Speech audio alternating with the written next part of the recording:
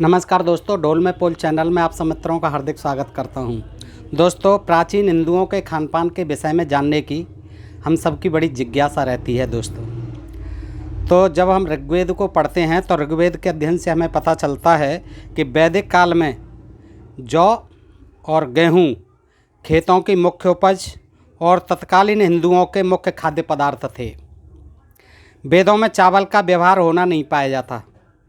उस काल के हिंदू चपाती, पुरोडास, अपूप और क्रम्भ आदि नाना प्रकार की चीज़ें तैयार करके खाते थे।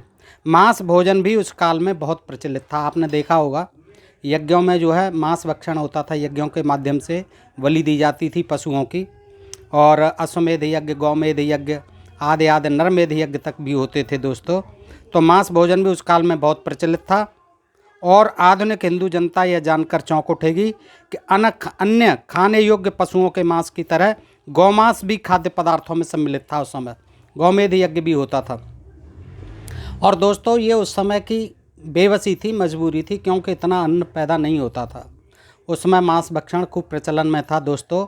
और आज मैं इसी प्रसंग को लेकर मैंने आध्यात्मिक रामायण, जो कि बहुत पुरानी रामायण है, संस्कृत में है, बड़ी क्लिष्ट भाषा है इसकी, बहुत पुरानी रामायण है, अध्यात्म रामायण। ये बहुत पुरानी प्रति है मेरे हाथ में अध्यात्म रामायण की। ये देखें, ये संस्कृत में है दोस्तों और हिंदी भी दी हुई है। तो ये अध्यात्म रामायण में हमें एक प्रसंग मिलता है कि रामचंद्र जी, लक्ष्मण जी, सीता जी जब गंगा जी पार कर जाते हैं जटायु गोह के साथ नाव द्वारा, तो फिर वहाँ पर वो मांस भक्षण करते हैं हिरण मार करके। और ऐसे ही एक जटायु का प्रसंग भी है। आपने जाना होगा, पढ़ा होगा, देखा होगा कि जटायु का जो है उन्होंने वहाँ देखा है, जब मरा हुआ पड़ा है जटायु, रावण ने उसको मार दिया है। तो बातचीत होती हैं, वो मरने को तैयार था, बेहोश था, घायल हो चुका था। तो फिर उसको रामचंद्र जी बातें करके उससे पता लगा करके कि रावण ले गया, बताता है जटायु। और उसके बाद वो जटायु का फिर क्रियाकर्म करते हैं, अंत्येष्टि क्रिया करते हैं, और उसमें भी वो मांस का प्रयोग करते हैं हिरणों को मार के दोस्तों। ये बड़ा रोचक प्रसंग है और आपसे अनुरोध करता हूँ कि इस वीडियो को पूरा देखें। आध्यात्मिक रामायण है ये दोस्तों।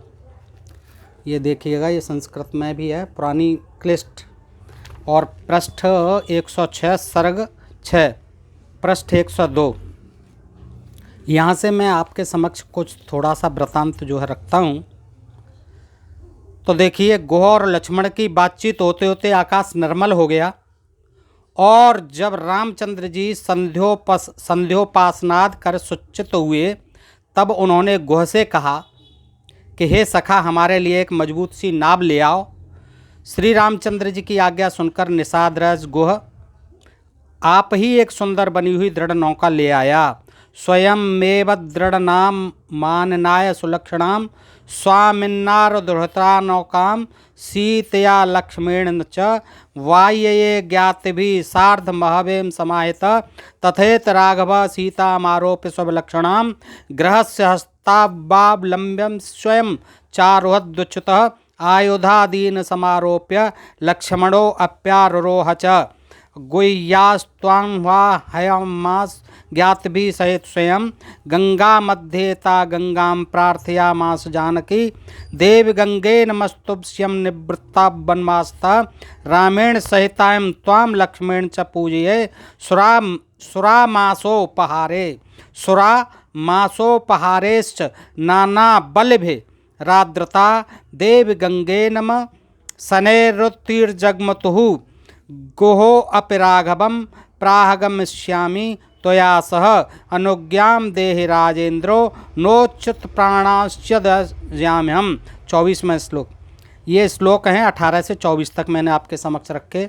अब आप हिंदी में सुन लें कि आप ही गोह जो आप ही एक सुंदर बनी हुई दृढ़ नौका ले आया और विनय करने लगा कि हे स्वामी, सीता और लक्ष्मण जी के साथ आप इस पर चढ़ें। मैं अपने कुटुंबियों सहित अपने आप इस नाव को सावधानी से खेऊंगा। आप चिंता न करें, परिवार सहित आपकी नाव को बड़ी सावधानी से खेऊंगा। बहुत मजबूत नाव है, कोई परेशानी नहीं होगी। और दोस्तों यहाँ जो है उसने कोई पैर धोने की बात नहीं की है, ना ही पैर धोए हैं, न रामचंद्र जी ने पैर धुलवाए हैं। दोस्तों ये अध्यात्म रामायण है, पृष्ठ 102 103 यहाँ से प्रारंभ कर रहा हूँ और सर्ग 6 है दोस्तों।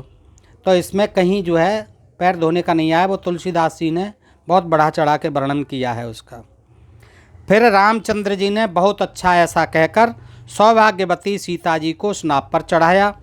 फिर गुह के दोनों हाथ पकड़कर भगवान आप चढ़े और पीछे से लक्ष्मण जी उस पर आयुध यानी अपने हथियार आदि रखकर चढ़े और सबके बैठ जाने पर गुह ने अपने कुटुंबियों सहित समेत आप उस नाव को चलाया और जब नाव गंगा जी के बीचों बीच पहुंची तब जानकी जी ने उनकी स्तुति कर प्रार्थना की। गंगा की प्रार्थना करती हैं जब बीचों बीच में पहुंच जाती हैं गंगा जी के में, तो सीता जी प्रार्थना करती हैं। किस प्रकार करती हैं दोस्तों, यहाँ आप देख रहे हैं कि कोई चरण नहीं धोए हैं, न चरणोदक पिया है। तुलसीदास ने बहुत बढ़ा चढ़ा करके वर्णन कर दिया है और निषाद की बहुत जो है महिमा घटा दी है, उसकी जातगत अपमान भी किया है। लेकिन और रामायणों में नहीं है, अध्यात्म रामायण में भी नहीं है दोस्तों। हे देवी, अब सीता जी क्या कहती हैं, प्रार्थना कर रही हैं गंगा जी की। हे देवी, हे गंगे, तुमको नमस्कार है। जब मैं राम लक्ष्मण सहित वन से कुशल पूर्वक लौटूंगी तब मदिरा और मांस तथा फल पुष्पों से अनेक भांत भेंटों से तुम्हारी आदर पूर्वक पूजा करूंगी। और यह कहकर सीताराम जी दोनों धीरे धीरे गंगा उतरकर धरती पार पहुँचे। फिर गुह ने भगवान से कहा कि मैं भी आपकी सेवा में चलूँगा। हे राजाधिराज, मुझे आज्ञा दीजिए, नहीं तो मैं प्राण त्याग दूंगा। ये थे श्लोक 21। देव गंगे नमस्तुभ्यं निवृत्तास्त्वान् वास्वतः रामेण सहिता अहम त्वाम लक्ष्मेण च पूजते। सुरा देखिए, सुरा और मासोपहारेश्च नाना बलभिर्द्रता देव गंगे नमस्ने रूर्त्यम जगमतु। ये इस तरह से ये श्लोक है और इसका ये अर्थ मैंने आपको सुनाया दोस्तों। फिर निषाद ने ये कहा कि हे भगवान, मुझे भी अपने साथ ले चलिए वन में, मैं भी आपके साथ चलता हूँ, अन्यथा मैं अपने प्राण त्याग दूंगा। तो इसको सुन के क्या कहते हैं दोस्तों, श्रुत्वा नैषाद वचनम श्री रामस्तम वृथा ब्रुवीत चतुर्दशम समा स्थित्वा दंडकेन पुरप्यहम आपास्यामुद्यतम सत्यना सत्यम राम भाषतम इत्युक्त्वा लिंगं भक्तम समास्वात् पुनः पुनः निवर्त्या मासागो सोअपि कृच्छाद्यो ग्रहम। दोस्तों निषाद के वचन सुनकर श्री राम जी ने उससे कहा कि 14 वर्ष दंडक वन में रहकर मैं फिर लौटकर तुम्हारे पास आऊँगा, इस बात को सच मानना। राम का वचन कभी मिथ्या नहीं होता। यह कहकर गुह को छाती से लगाया और बार बार उसको समझा बुझाकर विदा किया और वह भी बड़ा दुख पाता हुआ अपने घर को लौट गया। फिर देखिए इसके बाद वो लौट गया है और फिर यहाँ पर आ गए रामचंद्र जी ने क्या किया है, देखिए भोजन की व्यवस्था की है। फिर वहाँ वन में रामचंद्र जी ने एक पवित्र हिरण को मारा और उसे पकाकर हवन किया और शेष को तीनों जने भोजन कर वृक्ष के नीचे रहे और यों वह रात्रि वहाँ सुख से बिताई। फिर रामचंद्र जी, जानकी जी और लक्ष्मण जी को साथ लेकर प्रयागराज में भरद्वाज जी के आश्रम पर जा पहुँचे। बाहर खड़े हो वहाँ राम ने उनके एक चेले को देखकर कहा, हे बेटो, तुम जाकर मुनि जी से कह आओ कि दशरथ का पुत्र रामचंद्र सीता लक्ष्मण सहित बन के बाहर खड़ा है।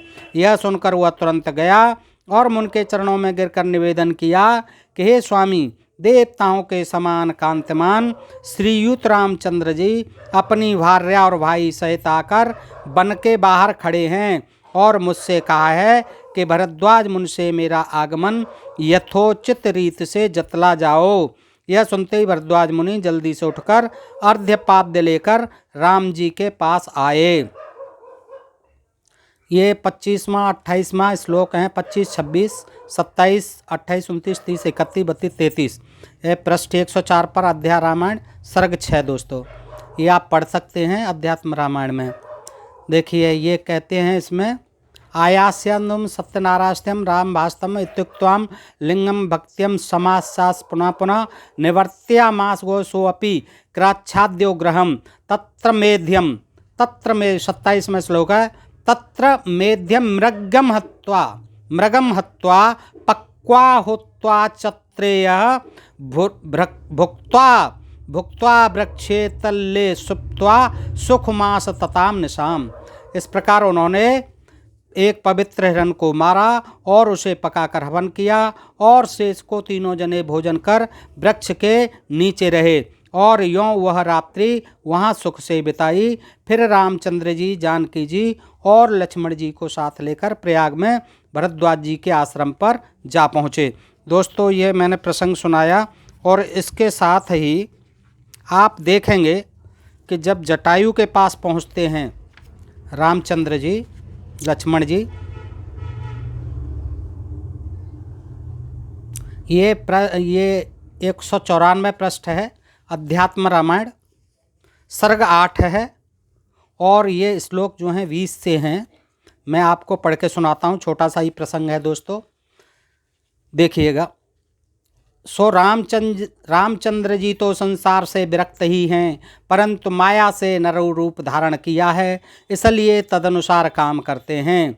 अज्ञानियों को भले ही भगवान संसारी विषयों से प्रीत करने वाले जचें, परंतु जो तत्वज्ञानी हैं, महाज्ञानी हैं, उन्हें तो राम जी सत्य स्वरूप ही प्रतीत होते हैं। अज्ञानियों को भले ही संसारी मालूम पड़ें, विषयों से प्रीत करने वाले लगें, किंतु जो तत्वज्ञानी हैं, बहुत विद्वान हैं, परम विद्वान हैं, उन्हें तो राम जी सत्य स्वरूप ही प्रतीत होते हैं। लेखक कहता है, इस प्रकार सब वन ढूंढते हुए राम लक्ष्मण ने एक टूटा हुआ रथ, फटी छत्री, टूटा धनुष और रथ की डंडी ये समान भूमि पर पड़ा हुआ देखा तो उसे देख भगवान ने लक्ष्मण से कहा कि हे लक्ष्मण, कोई राक्षस सीता को लिए जाता होगा, उसको जीतकर किसी दूसरे ने यहाँ जानकी को छिनाया है।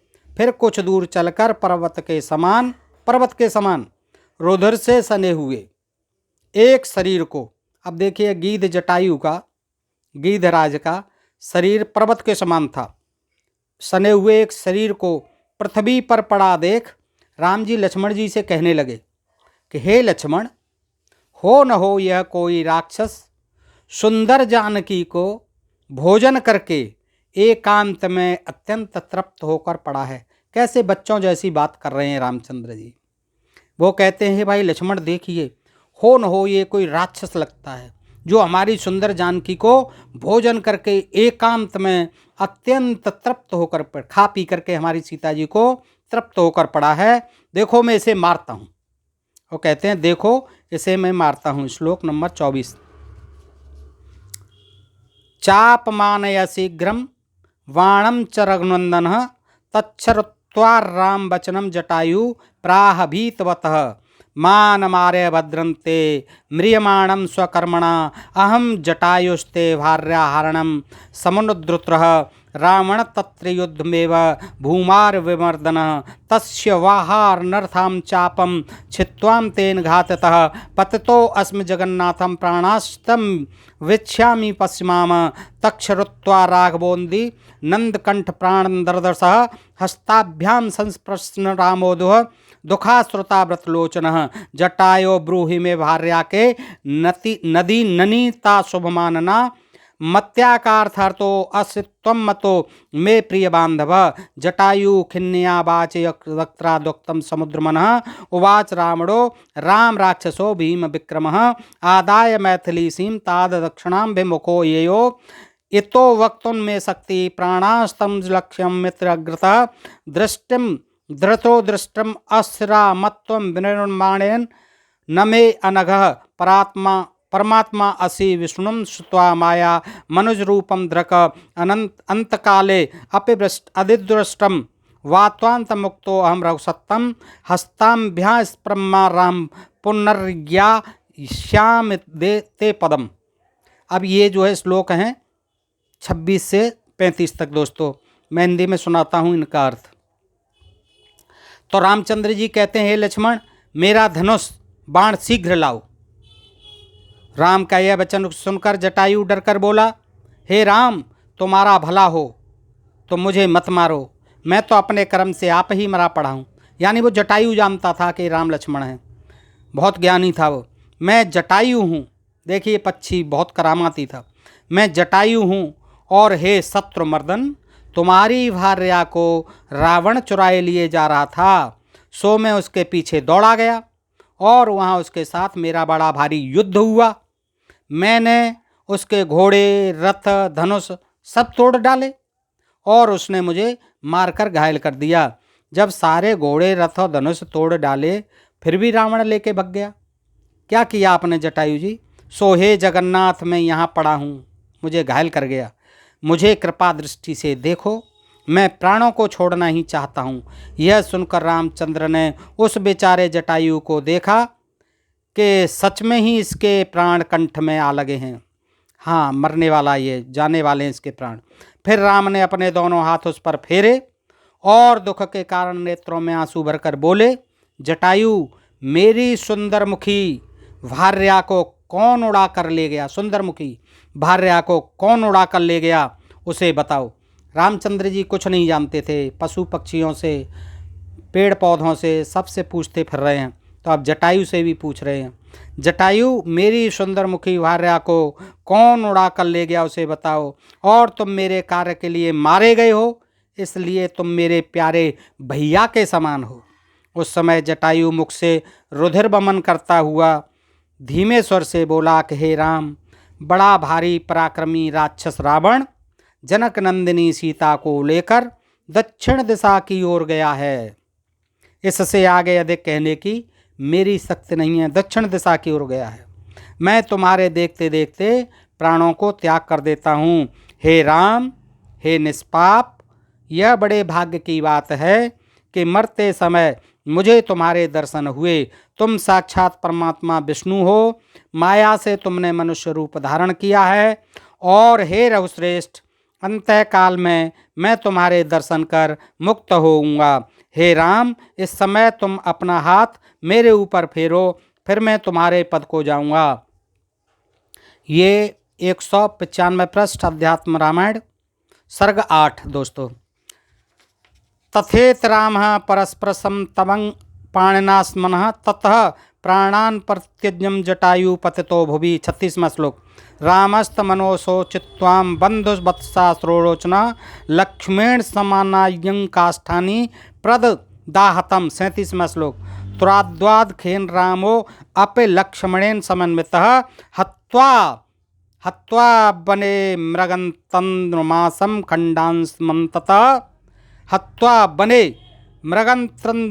खण्डांसमन्ततः साद्वल्ले प्राक्ष प्रद्राम पृथकेन धा भक्षन्तु पक्षिण सर्वतृप्तो भवतु पक्षराटः। श्लोक 39। भवन्तु पक्षिण सर्वे तृप्त भवतु पक्षराटः इति त्वा राघव प्राह जटायोगम अपृच्छदं पदम मत्स्यारूपम भजस्वाद्य सर्वलोकस्य पस्तः ततो अनंतरमेवासो दिव्य रूपधर शुभ। ये श्लोक हैं 36 से और 44 तक। राम जी ने कहा अच्छा, और उसके शरीर पर यानी जटायु के शरीर पर हाथ फेरा और मंद मंद मुस्कुराए कि इस पक्षी को ऐसा ज्ञान है। फिर जटायु प्राणों को छोड़कर पृथ्वी पर गिर पड़ा। राम जी ने उसका बड़ा भारी शोक किया और बेभैया के समान रोने लगे राम जी। फिर उन्होंने लक्ष्मण जी से लकड़ियाँ मंगाकर उसकी दाह क्रिया की। ये रामचरितमानस में नहीं है, तुलसी के में दोस्तों। लकड़ियाँ मंगाकर उसकी दाह क्रिया की। 37वां श्लोक। फिर लक्ष्मण सहित दुखपूर्वक स्नान किया और वहाँ वन में उन्होंने एक मृग मारकर उसके मांस के टुकड़े को आसपास हरी घास पर अलग अलग अनेक भांति फैलाया और बोले कि हे पक्षियों, तुम इस मांस का भोजन करो जिससे यह पक्षीराज तृप्त हो। यह कहकर राम जी पक्षराज से बोले कि हे जटायु, आज सब लोक के देखते देखते तुम मेरा सा रूप धरकर मेरे लोक को जाओ। अब पता नहीं रामचंद्र जी का भी कोई दूसरा लोक था। यह कहकर राम जी पक्षीराज से बोले कि हे जटायु, आज सब लोक के देखते देखते तुम मेरा सा रूप धरकर मेरे लोक को जाओ। यह वचन सुनते ही जटायु सुंदर दिव्य रूप धर के सूर्य के समान प्रकाशमान विमान पर चढ़कर, विमान आ गया, सूर्य के समान विमान पर चढ़कर शंख चक्र गदा पद्म धारे क्रीट और सुंदर भूषणों से भूषित और अपने प्रकाश से सब दिशाओं को प्रकाशित करता हुआ पीतांबर पहने निर्मल स्वरूप और विष्णु के पार्षदों के सदृश ही चार पार्षद जिनकी सेवा में खड़े हैं और योगी जिनकी स्तुति कर रहे हैं, शीघ्र ही राम से संबोधन करके दोनों हाथ जोड़ उन रामचंद्र जी की स्तुति करने लगा। यानी वो साक्षात विष्णु बन गया, विष्णु का रूप हो गया, शोभामयन हो गया, बहुत सुंदर हो गया। चार हाथ हो गए, चार हाथों में शंख चक्र गदा पद्म भी हो गए और बहुत सुंदर स्वरूप हो गया और पीतांबर पहने हुए सब पार्षद चार सेवा में खड़े हैं और सूर्य के समान उसकी स्तुति हो रही है। इस प्रकार हाथ जोड़ करके अब वो स्तुति कर रहा है।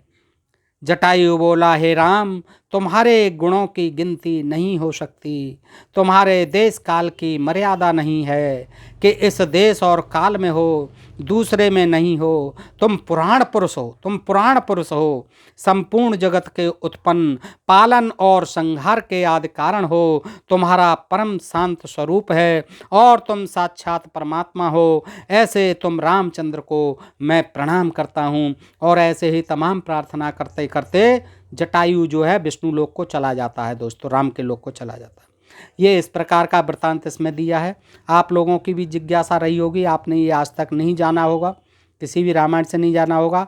हालांकि मैं इस तरह का विवरण वाल्मीकि रामायण में भी है, मैं उसको भी वीडियो बनाऊंगा दोस्तों। आज के लिए इतना ही और आपसे अनुरोध, ढोल में पोल चैनल को सब्सक्राइब करते रहिएगा और सुनने के लिए धन्यवाद। नमस्कार दोस्तों।